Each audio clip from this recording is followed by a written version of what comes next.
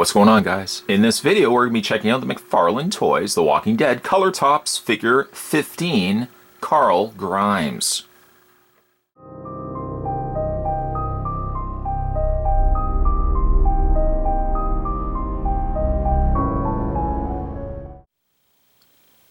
Much like the other color tops, Carl Grimes comes with the same Walking Dead display stand as we've seen with the other figures. I say figures because there's very limited posability on all these pieces. The front has AMC The Walking Dead on the front placard, and just a hollow base, display base. If you take the measurements on the figure, which actually he stands perfectly fine without the stand, Carl Grimes stands a little over 6 inches tall. When you take the figure and attach him with the one peg hole to the display stand, there we go. Taking the measurements again, with factoring in the display stand, he stands about 7 inches, give or take 7 inches. So 6 inches for the figure, 7 inches counting the base as well.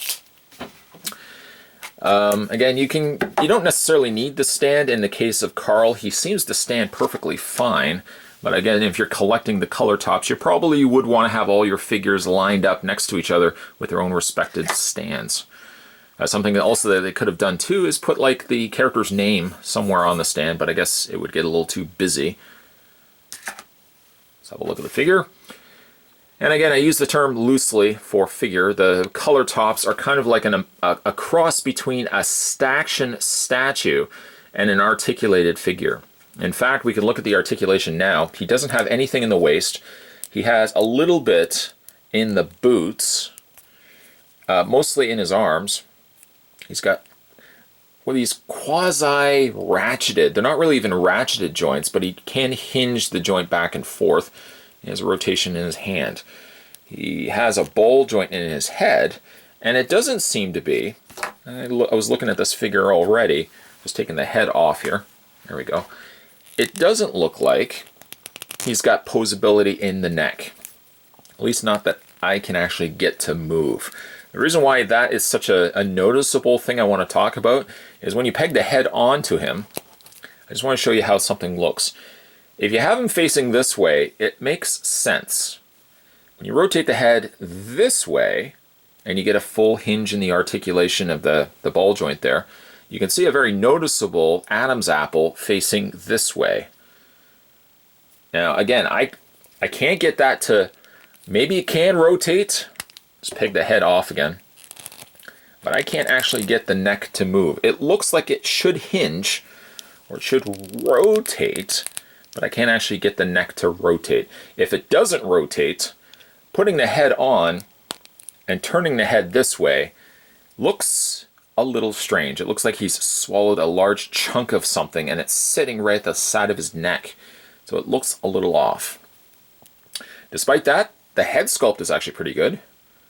There are two different versions of the heads, so you can swap it out depending on which way you like it. The hair sculpt is done pretty good. Again, you got your eye patch. It looks like Carl. But he does also have the more grotesque, unbandaged head. Perhaps because Negan's told him, "Come on, kid, take it off." He takes off. What a gruesome looking, disfigured face. Poor Carl. The head sculpts look like they're almost identical other than the changing of the eye. The hair is the same. Looks like the faces are exactly the same, other than just, do you want Carl to have a visible eye socket or a bandaged eye? Either way, depending on which way you go, you can also give him his hat. And the hat kind of finishes off everything rather nicely. Some nice gold on the roping there around the rim, I guess, of the hat. But again, it just kind of finishes off it all rather nicely. Outfit-wise, Carl's sporting a blue plaid shirt, which looks quite nice. Some noticeable wear and just gross guts and just dirt and everything else all over the shoulders and on the sleeves. His pants actually stay relatively clean despite all that. So I guess he must have just recently washed his pants and just got his shirt a little dirty. Oh, and also too, I forgot to mention, he has a swivel in his leg. Not that that makes any, I mean, this is basically what you can do. You can do this, and you can do this. So again, like, why? Why did they even throw that in there? One of the other looks that you can give him, we'll take the hat off for this. You don't necessarily have to take the head off. I mean, I found you can actually do it perfectly fine without it. He does also come with the, we're going to sneak out of the house, linked arms, and just because we're wearing blankets with gruesome zombie guts and everything else all over it, somehow we'll be able to pass through the army of the undead. One of the more laughable kind of cliffhangers for the show. It doesn't make any sense. You're still moving. I'm thinking you could still, I don't know how zombies work in Walking Dead, but I'm sure you could they probably could sense heat, movement. I don't know. Maybe if somebody's got nice smelling shampoo in their hair, you could probably still smell it. But no, if you wear like a sheet or a robe or something just doused in zombie guts, that's enough to get by the army of the dead. So you can get that going on there. Also put on his hat, giving you something that looks like this. Preferred choice as well. You can go either way. But I don't know if I kind of really dig displaying Carl with the blood-soaked, zombie guts covered robe blanket. But you can do that if you certainly want to. I much more favor taking this off and just displaying Carl sans le blanket, just by himself, just like that. Still iffy on the Adam's apple here. I don't know what's going on. There must be a way to rotate the head or rotate the neck, unless they intended. And see, that's the thing that bothers me. Unless they intended to have the neck specifically facing that way, why would you then make the head posable if you can't rotate the neck? If you can rotate the neck and simply mine is just too tight to move currently, that's one thing.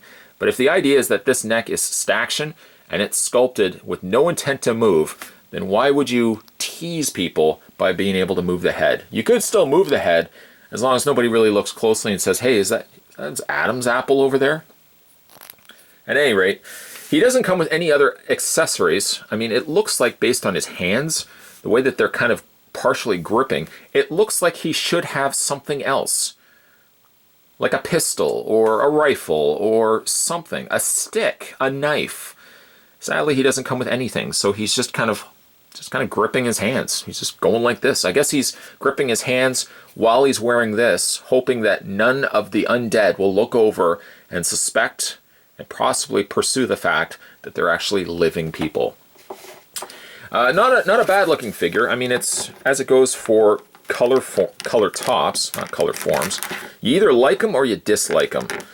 I have to admit, having now covered basically all of these figures, all of these statues in these reviews, I'm warming up to them a little bit more. I still want to pick up the Negan, and I think the Negan really might make it or break it for me as to whether these color tops are something I would want to continue to collect, I should say.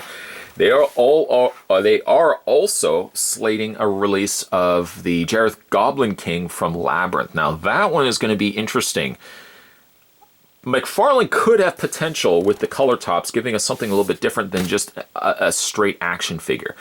What confuses me, though, is still the need to articulate some areas over other areas. Carl actually is a pretty good example where you can get away with articulation and still give us a statue. There are other instances where figures had hinges and elbows on one arm, the other arm didn't have it. Some had a swivel on one side, the other side didn't have it. I think my feeling is, if you're going to give us a pre-posed statue, usually from like the waist down, either make this fully articulated, the arms and the head, or just leave it off. Carl does pretty good at having both at his disposal. He's still pre-posed from the waist down, but at least he still has full articulation in the arms, the shoulders, the elbows and hands, and he's got a fully articulated head.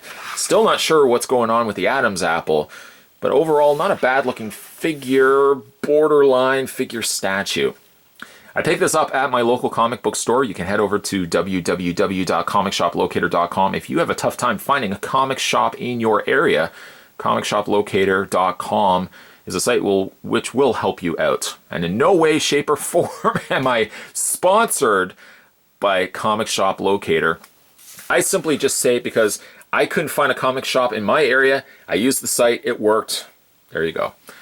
If you guys also are fans of the color tops, specifically The Walking Dead, I've also got a playlist on my channel where you can go back and have a look at all the other Walking Dead color top statue/figures that I've already looked at.